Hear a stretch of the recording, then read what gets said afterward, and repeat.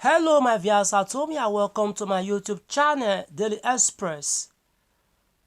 Please do well to hit the subscribe button and subscribe to my channel. Also, Militar Fubara, the elected governor of Rivers State, and his family members were reportedly being held hostage at the government house, Port Harcourt, by heavily armed soldiers Tuesday night. It was gathered that they were held hostage moments after President Bola Tinubu invoked Section 180 of the Nigerian Constitution to proclaim a state of emergency in Rivers.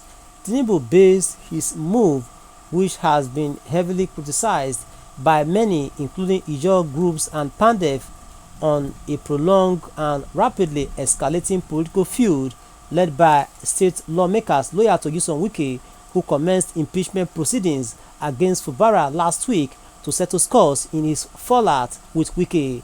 People's Gazette quoted Rivers government sources to have said that soldiers carrying out the president's instructions on declaring the state of emergency barricaded all entrances and exits to the government house immediately after the president's speech.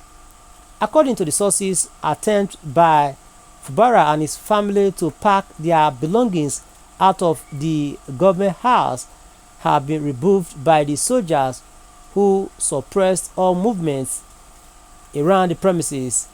We are being held hostage, and an affected official told the Gazette from the scene on Tuesday night. They said they don't have instruction to let anyone leave the premises. It was unclear whether the soldiers implemented their duties as instructed or were overzealous in following specific orders. Spokespersons for the Nigerian Army and Defense Headquarters did not immediately return requests seeking comment about the soldiers' treatment of the Fubara and his family. Tinubu's declaration to suspend the feuding parties from office for 6 months, effective Tuesday, sparked furious debate across social media as netizens argue whether the president had constitutional grounds to suspend an elected governor whom the state lawmakers have not yet impeached. Effort to impeach Fubara began on Monday, barely 24 hours before Mr. Tinubu imposed an emergency ordinance. Lawyers like Inebehe Effiong and Folarin Falana have slammed the president for taking the law into his own hands without regard for the constitution's opposition. The president named the retired chief of naval staff Ibok Ete Ekwe Ibas as the military administrator in Rivers in the interim. South leaders Pandef condemned emergency rule.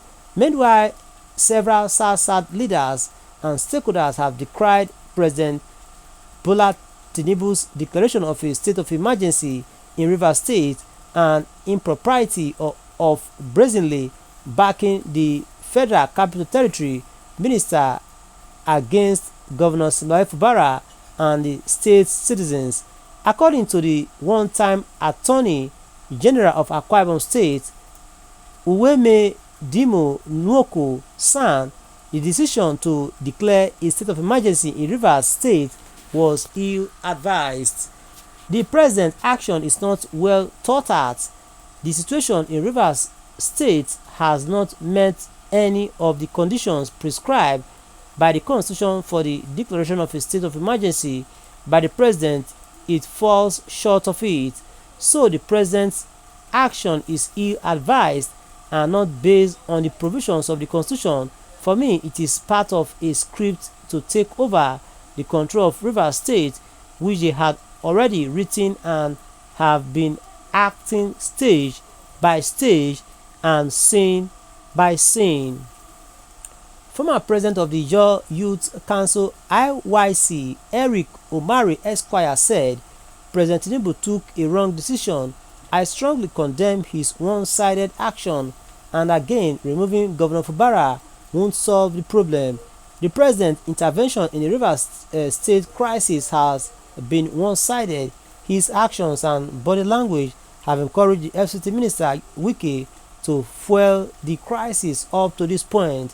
If Governor Fubara is blamed for not doing enough to handle the situation, what has the president done in a response to Wike's unnecessary outburst, which laid the foundation for the tension in the past week? I think that an unbiased president should have called Wike to order or sack him to demonstrate his unbiased position in this matter. But from the onset, the president has been biased in favor of Wike, and that has not helped in the resolution of the crisis. Meanwhile, the apex socio-political body for the South-South geopolitical zone, the Pan-Niger Delta Forum (PANDEF), said on Tuesday it was studying the situation and would soon come up with its position.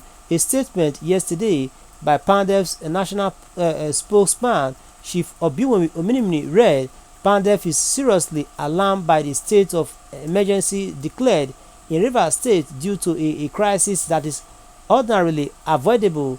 We are therefore studying the situation and we shall soon come up with a PANDEF's position." According to Amabi Clarkson, former national spokesman of the movement for the survival of Ijaw ethnic nationality in the Niger Delta, Musiend, "I'm sure the governor will challenge the constitutionality or illegality of the state of emergency, but politically the emergency is in bad faith, and obviously the execution of a well-oiled script hatched in furtherance of the 2027 election." The president did not act like a president of the entire nation, but rather he took sides with his minister to punish the governor and left out any punishment to his appointee. He executed the plan of Wike. Firstly, Wike goaded the Ijaw by going to their homeland to provoke them, but he did get the needed reaction. Then the next day, there was an explosion in an oil facility, and shortly before the broadcast, there was another explosion which he hinged upon as one of the core reasons for the declaration. Also reacting, the Ijaw Youth Council (IYC) worldwide has strongly decried the declaration of a state of emergency in Rivers State, describing it as a clear case of oppression and intimidation of Ijaw people. Spokesman of IYC, Ambassador Binebi Princewill, said, "We condemn the state of emergency declared on Rivers State by President Bola Tinubu, the reason being that we have states that have been boiling and grappling with insurgency. Boko Haram and herdsmen have held sway, perhaps because it is Ijaw matter.